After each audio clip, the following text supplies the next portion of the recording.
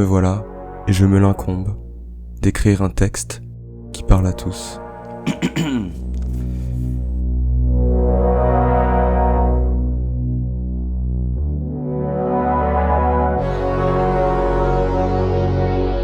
Et si c'est du rêve dont j'aimerais parler aujourd'hui, c'est qu'il est assez rare que nul n'y ait jamais goûté. Et si du cauchemar aujourd'hui j'aimerais m'éviter, c'est qu'il est assez rare que personne n'ait pu y échapper. Et quand on s'y replonge, quand on y repense, on songe parfois sans doute à l'éviter. Et si certains ne parviennent à rejoindre les bras de Morphée, c'est qu'il est assez difficile de pouvoir se l'expliquer, entre les différentes raisons physiologiques, psychologiques, somatiques. Mais si parfois on arrive à se souvenir de nos rêves, même si on n'en garde que des bribes, le sentiment que certains rêves ont peuvent totalement changer le rapport que nous avons au monde dès le réveil. Finalement, je me demande si dans le rapport entre nos perceptions et nos rêves, notre ressenti au réveil ne se voit pas chamboulé. Et donc quand je me suis réveillée, je me sentis super triste parce que j'avais aucune idée de si ça s'était vraiment passé ou pas. J'étais complètement perdue, j'étais complètement déboussolée. Et du coup, je me souviens que je me suis levée, je me suis habillée et je suis allée dans la chambre de mon frère. Donc il m'a vue arriver en pleurant et je l'ai pris dans mes bras et je lui ai dit « J'ai cru que t'étais mort ». Et il a jamais compris, je pense vraiment, à quel point c'était... Je me suis réveillée en fait. D'une part j'étais triste, mais surtout je ne savais pas si c'était vrai ou pas. Et ça m'arrive assez souvent de réfléchir, de penser, d'avoir des souvenirs comme ça qui me viennent et qui sont réalistes mais un peu bizarres à la fois, où je me dis est-ce que ça s'est vraiment passé ou est-ce que c'est un rêve que j'ai assimilé comme un souvenir ? Dormir est un besoin physiologique, inhérent à la survie. Par son biais, nous accédons au monde des rêves. Ce dernier participe à l'imagination, à la compréhension des événements qui peuvent survenir dans nos vies. Certains y voient des réponses, des messages du futur.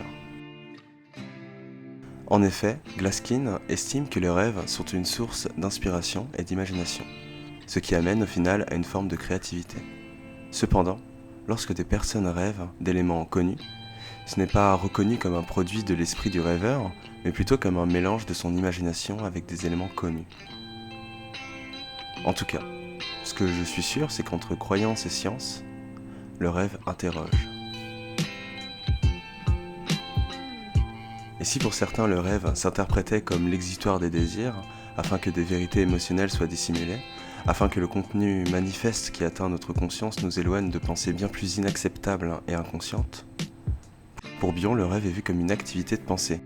Ainsi, ce ne serait pas tant l'interprétation qui prévaut, mais plutôt le fait d'essayer de comprendre à quoi sert ce rêve. Mais par exemple, si c'est quelqu'un déjà que j'aime bien et que dans la vie je rêve qu'on est en couple, mais là c'est fini, mon crush il va s'amplifier fois 1000 pour la personne, tu vois. Est-ce un message de notre inconscient ? Est-ce un acte manqué ? Un moyen de retraduire des événements passés ?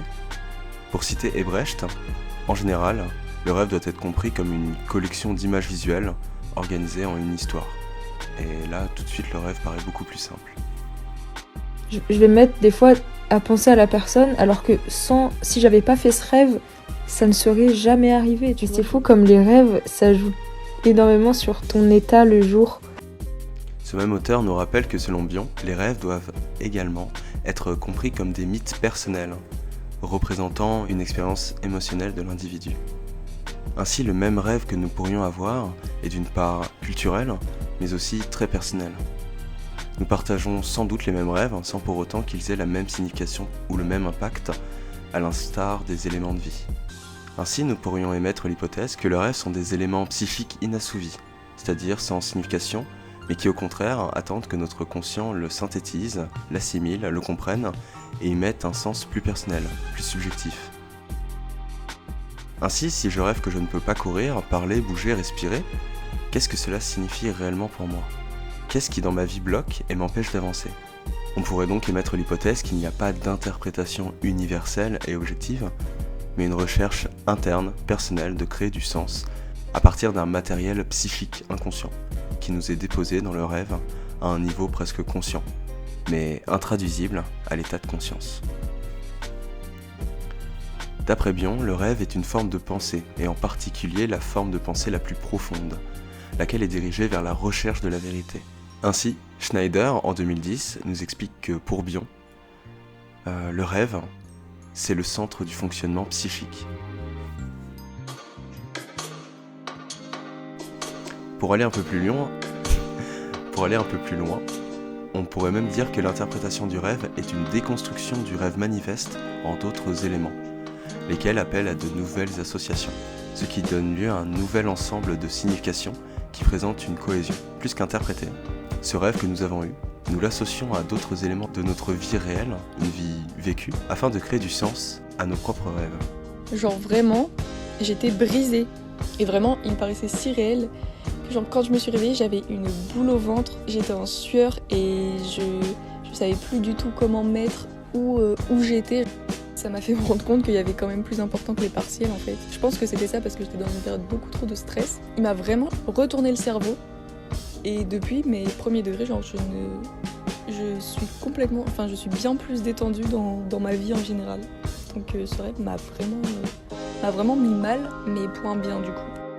Enfin, grâce à Bion et Brecht, nous pouvons avancer l'idée qu'outre la curiosité, la satisfaction de poser des mots et donc d'avoir une signification des rêves, ces derniers ont une fonction à la fois psychologique et thérapeutique.